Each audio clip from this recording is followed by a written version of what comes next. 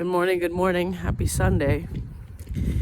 On my morning walk, which I actually deeply love. I highly recommend just going out, even if it's just for 5-10 minutes and just walking. It does you wonders. Sidetrack before I tell y'all what I'm about to do today. I remember during last year, winter storm here, I was indoors a lot, as you can imagine. And my body was just hurting super bad. I was like, what the heck is going on? I was just I didn't understand what was going on. We went outside for a walk for 10 minutes, 10-15 minutes. My whole body felt better. I was like, I just need to go for a walk. That was nuts. So don't underestimate going for a walk. Don't underestimate drinking water, getting in sunlight. I know we all know that on some basic level that we all should do these things and they're good for us. But we get trapped inside for various reasons, job, weather, not wanting to interact with humans or people because it can be overwhelming sometimes, which I can understand. But even just taking a walk around your block or in the park with a bottle of water. I already drank my water before I left the house. Even listening to some music or not, just it's a good thing. So just wanted to put my 2 cents on walking. So this morning I am headed to my flow session. And what is flow? For those of you who don't know what sensory deprivation tank is, I've done it a couple times. It's been around for a long time. And it's pretty much when you go in it's going to sound really weird to some of y'all or really interesting to others. It is when you go into a tank, kind of like a bathtub, enclose yourself, no light, no sound, and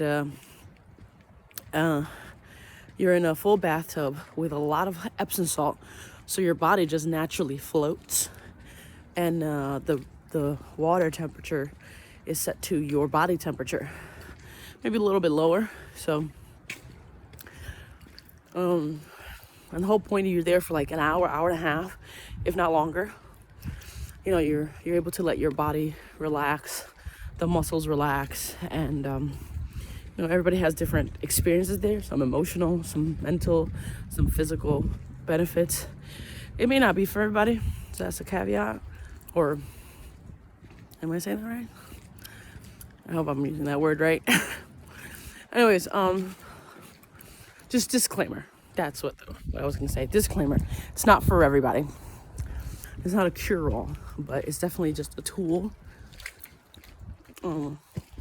that you can use to relax your body and your mind. Like right now, I'm having these red glasses on, and I haven't had glasses on top of my glasses in a long time. All I see is red, just red, and it's trippy, but I'm enjoying it. I was talking to my mom last night. I'm like, why do people do drugs when they can just wear glasses like these? You don't have to put these drugs in your body to have a certain type of experience. You can wear these glasses and be like, oh my God, everything's red. But I digress. Anyways, I'm on my way there now. I'm excited. I've only floated 2 times. Once was here in the same place back in 2017. And then I floated again in Brooklyn, New York, maybe a couple years ago. And it was great. And I'm like, dang, this is something I want to keep doing, that, massages, But gotta get that income up to do some things like this, because it's an investment, as you can imagine. But they have a freaking membership for $250 a month, and it's unlimited floats. Can you imagine that? Can you imagine getting a membership to a masseuse for $250 and it's unlimited massages? That's essentially not exactly the same thing, but That's how I equate it in my brain, you know? Unlimited. Like, you could do one a day. That's nuts. For $250? That's a steal. That's a steal. Anyways, but on my way there, before I started to record this video, I'm listening to the author, journalist, David Brooks. He wrote a couple books, but he wrote a book called Getting to Know a Person Better. I feel like I'm misquoting him. And it's just a talk. I haven't even listened or read the book yet. But some of the things he's saying they're deeply resonating with me. And reminding me that I should ask better questions. Like, I already ask pretty good questions, you know? And I'm pretty inquisitive and curious about other humans. But, you know, I've gotten better over the years on how to see people better, make them feel understood, heard, and been more curious through the types of questions I ask.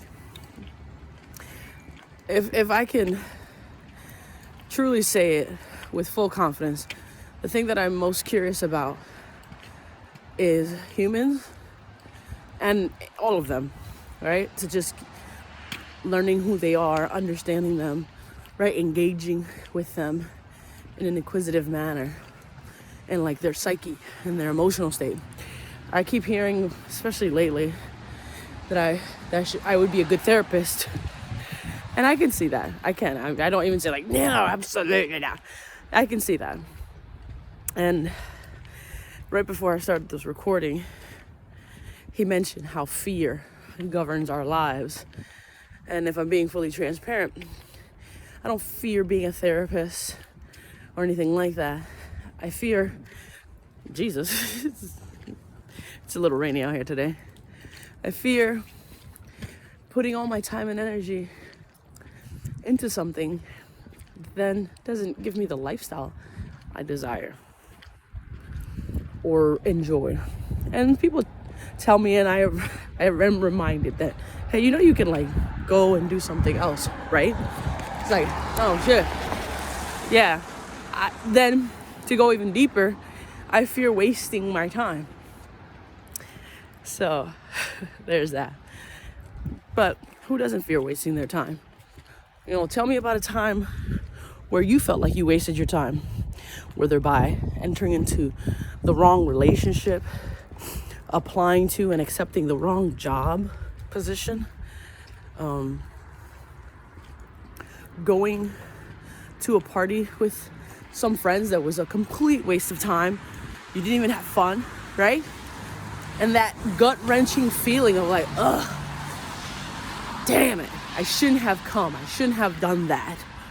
Like, that is a ubiquitous, universal feeling that anyone, everyone can be like, yeah, I felt that before. So, ooh, a little kitty. Anyways, yes, so I wonder what I'll be thinking about during my flow. I wonder if I'll be thinking about this stuff or something else. I definitely know that, like, he said something that was really profound. And I know this within myself, so I've changed it, but I didn't even consider zooming out, so to speak, and thinking about it, about society as a whole. He said in this talk, and I'll link it in the description. He said in this talk, when a society becomes sadder, they become meaner. And I find myself having a lot of conversations with people about, you know, them wanting to be right and like not being played with. And I get it. There's, you know, let's be respectful. But some people forget where they are. Some people forget that they're talking to another human being that's serving them in some way. Like, I'm in the hospitality industry right now. And some people forget, like, hey, We're giving you a service. And yes, thank you for your business. We're grateful, because if it wasn't for your business, we wouldn't be in business. So,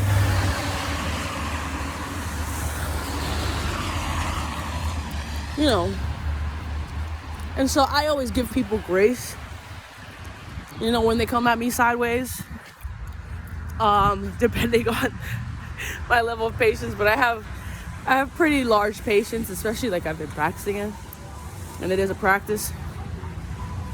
But I've been having a lot of conversations with my coworkers that are a few years younger than me. So, and I can relate to when I was their age, in my early 20s, mid 20s, shit, even in my late 20s, if I'm being honest, I was selfish. It started to decline as time went on, but I was definitely selfish and not as patient and very anxious, you know. I've worked on that since that time, but that takes time. That takes exposure to something different, you know. And I expose them to something different just by being around them and them seeing me. They might be like, Sasha's too patient, which they've said.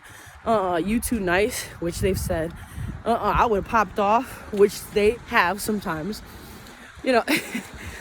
But I tell them, like if you approach them that way, like I was talking to one of my coworkers about how escalation and de-escalation works, and the way I approach escalation and de-escalation. I like to de-escalate situations unless I see purpose in the escalation. And usually you have to be, it's almost like you're like a pharmacist, you know, figuring out what the right dosage of escalation and de-escalation is for the given person and the given situation and the place and time you're in. But that's all like an experiment. But I was letting her know, like, if someone escalates, I don't escalate. I de-escalate. But if they continue to escalate, I will meet them there. And if I meet them there and they don't de-escalate and they escalate more, then I will completely be done with them and not really, you know, do my best to end the interaction as quickly as possible. Now, that hasn't always been the case, but I realize that that's my approach now, right?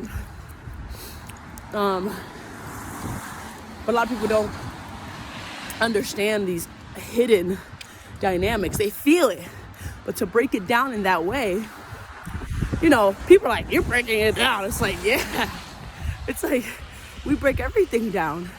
I just made a video the other day about conflict and how it's inevitable and it happens everywhere all the time. Now I will say how it shows up, how frequently it happens, and the intensity, that's different, you know, because disagreements were going to happen. But depending on the two individuals, how they were raised, and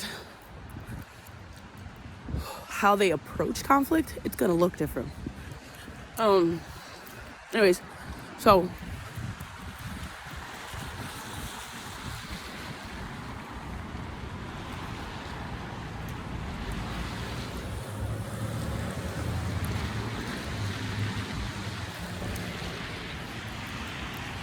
don't be afraid of conflict. Don't be afraid to engage in it. But know that you can escalate things or de-escalate things. So in that video, I was speaking about how when you get a cut on your hand, everybody for the most part is taught as a child how to approach that. Step 1, be aware. Step 2, how deep is the cut? Assess, awareness, assessment, clean, bandage. You know, depending on the level of severity of the cut, right? But we were taught this. And here's the thing, that's a breakdown of a tear and repair. But when there's a tear and repair in conflict, like when I talk to people, certain people that I talk to, they're like, oh, you're breaking it down, like you're just, and it's like, no. You gotta look back, you gotta peel back the layers. You know what I mean? Anyways, I have this idea of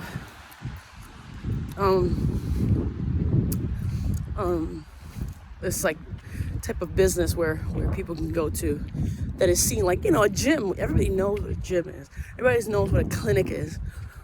But all of the gyms and clinics have to do with the body, not the emotions.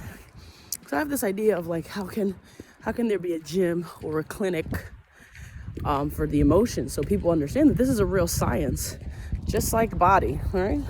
Even if it's known on a basic level, right?